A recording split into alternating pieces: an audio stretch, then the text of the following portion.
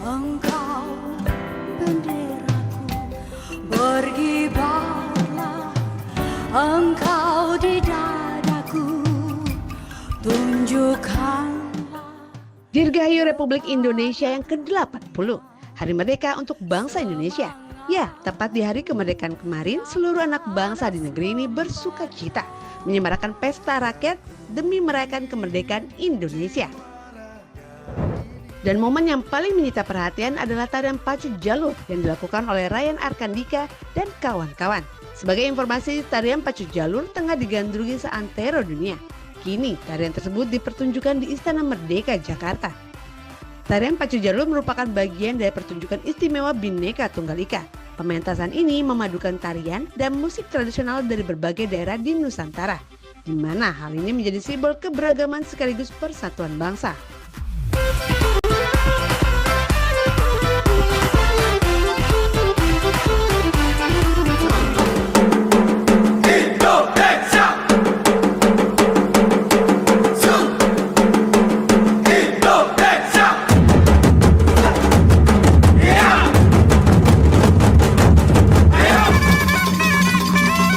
Dalam kesempatan tersebut diperlihatkan pula gerak silat yang menimbulkan keindahan dan kecintaan lewat gerakan yang memperlihatkan adanya ketangkasan, ketangguhan yang mencerminkan kebijaksanaan di dalamnya. Pertunjukan silat tersebut dibawakan oleh putra-putri anak bangsa dari berbagai genre usia, termasuk Iko Uwais. Sungguh indah seni dan budaya yang ada di negeri ini. Ya, sudah sepatutnya lah seni dan budaya asli Nusantara menjadi raja di negeri ini. Seperti lagu Tak Bola Bale yang tengah ramai di jagat sosial media, juga ikut membuat seisi istana ikut bergoyang bersama.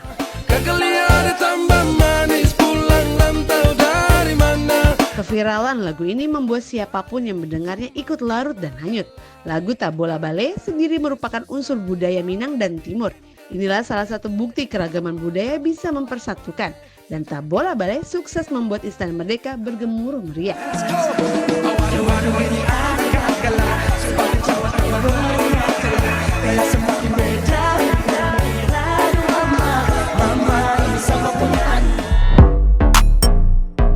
Dalam perayaan Hari Kemerdekaan di Istana Merdeka, nampak hadir sederet selebriti, mulai dari Farel Bramasta, Nicholas Saputra, Wulan Guritno, Raffi Ahmad, dan Nagita Slavina, serta masih banyak yang lainnya.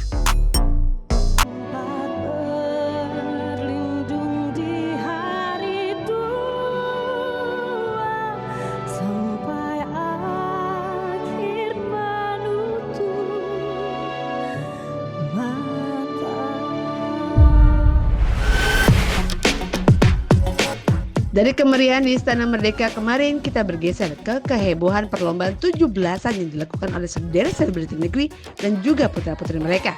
Dan kita mulai dari lucunya Amina dan Rayanza yang ikut lomba balap karung.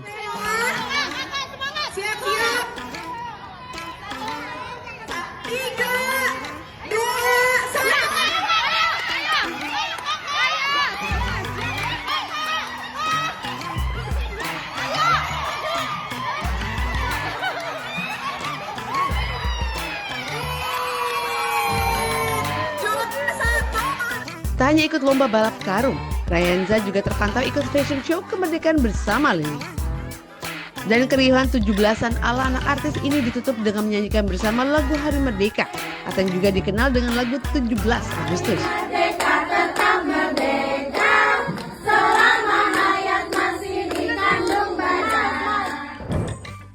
Tak hanya Rayanza, Lili dan Amina saja yang ikut merayakan 17-an. Abang L atau Muhammad Levian Al-Fatih Bilar juga ikut lomba 17-an. Yang menarik adalah suara Abang L yang lucu dan menggemaskan karena mengcover lagu Hari Merdeka. Hari Merdeka, Nusa dan bangsa, hari lahirnya bangsa Indonesia. Merdeka. Dan kita beralih ke Atta Halilintar. Seakan tak mau kalah dengan sang putri yakni Amina yang sibuk ikut lomba, Atta Halilintar juga tak kalah sibuk. Di hari kemerdekaan, Atta bersama sang adik yakni Sai Halilintar ikut turnamen padel. Tak tanggung-tanggung mereka berdua keluar menjadi juara setelah menyelesaikan 6 round di turnamen tersebut.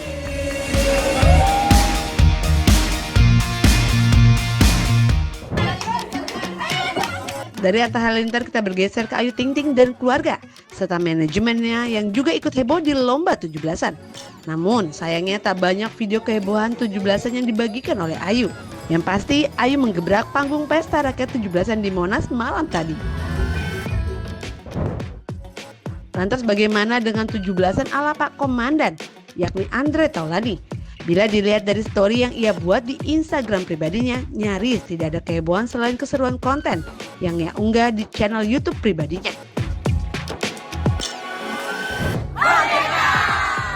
Dan terakhir ada Ussy Sulistyawati yang tengah sibuk menjadi support system bagi putra-putrinya yang tengah ikut lomba. Selain ikut heboh dalam lomba 17-an bersama kedua anak-anaknya, Ussy juga sibuk 17-an bersama karyawan-karyawannya. Ya, itulah beragam kehebohan yang terjadi di 17-an para artis kali ini.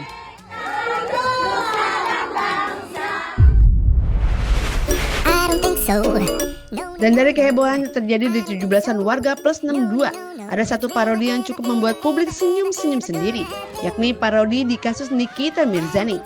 Seperti yang terlihat berikut ini.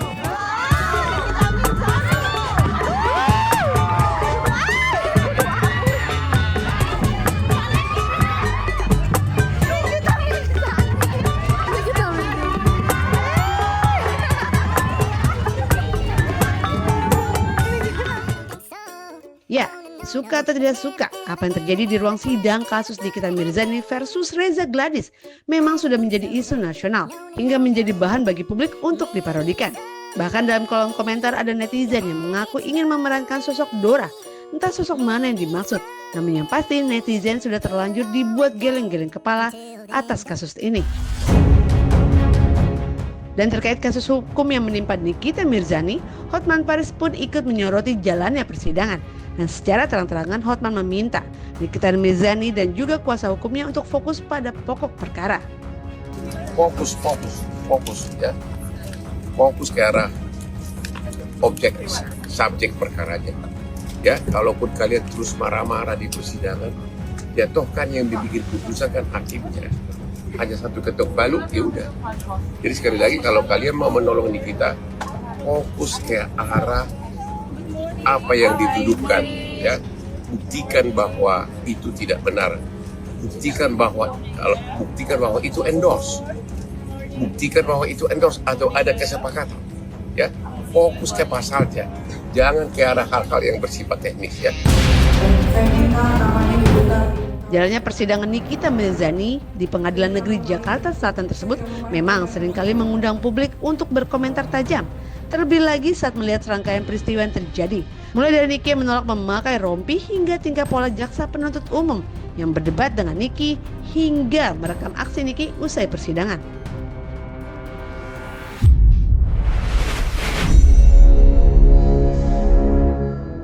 Sebagai informasi di pekan ini, perseteruan antara Nikita Mirzani dan Reza Gladys memasuki babak baru.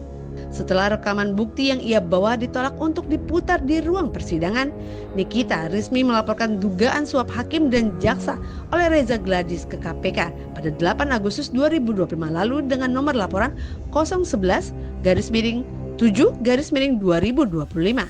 Langkah ini disebut sesuai saran majelis hakim dan kini KPK telah memverifikasi apakah kasus tersebut masuk dalam ranah kewenangan mereka. Sementara itu pihak Reza menyebut pelaporan ini wajar sebagai bagian dari prosedur hukum.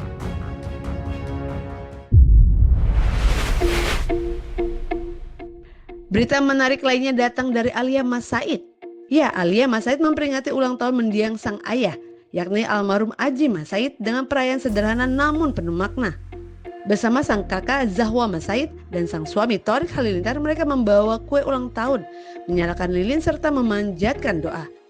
Tahun ini menjadi momen spesial karena untuk pertama kalinya Alia memperkenalkan buah hatinya Baby Arash kepada sang ayah melalui foto yang diletakkan di samping kue perayaan.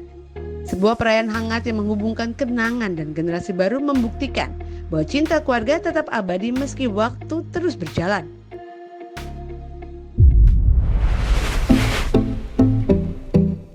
Kabar lainnya datang dari Ahmad Dhani yang resmi menggratiskan lagu-lagu Dewa 19 featuring Firza dan Elo untuk diputar di restoran dan kafe yang memiliki banyak cabang.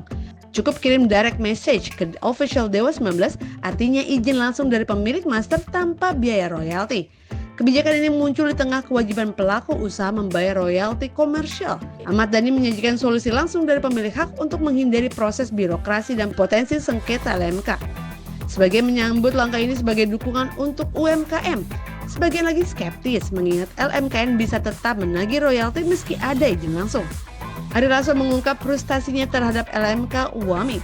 Dari sekian puluh juta royalti, ia hanya menerima Rp700.000 dan bahkan dicurigai terjadi kesalahan transfer ke rekening orang lain.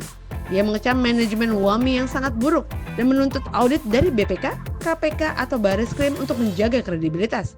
Ahmad Dhani memberi solusi langsung royalti gratis dan akses mudah, sedangkan Ari Lasso menyoroti realitas pahit LMK, ketidaktransparannya berdampak pada kehandalan sistem royalti. Dua pendekatan, satu tujuan, keadilan musikal.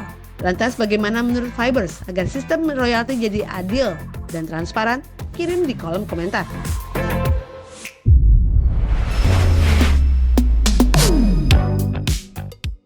Dan terakhir, Dr. Tompi mengumumkan dirinya resmi keluar dari keanggotaan Wahana Musik Indonesia atau WAMI. Lewat unggahan di Instagram pribadinya, ia mengungkap kekecewanya terhadap ketidakjelasan sistem perhitungan dan pembagian royalti dari konser. Bahkan sejak berdiskusi dengan mendiang Glenn Fredly, ia mengaku tak pernah mendapatkan jawaban yang memuaskan. Jawabannya gak masuk akal sehat, tulisnya. Tompi pun menegaskan mulai sekarang, siapapun bebas menyanyikan lagu-lagunya di konser, di kafe atau panggung lainnya tanpa perlu membayar royalti. Setidaknya sampai ada pengumuman berikutnya.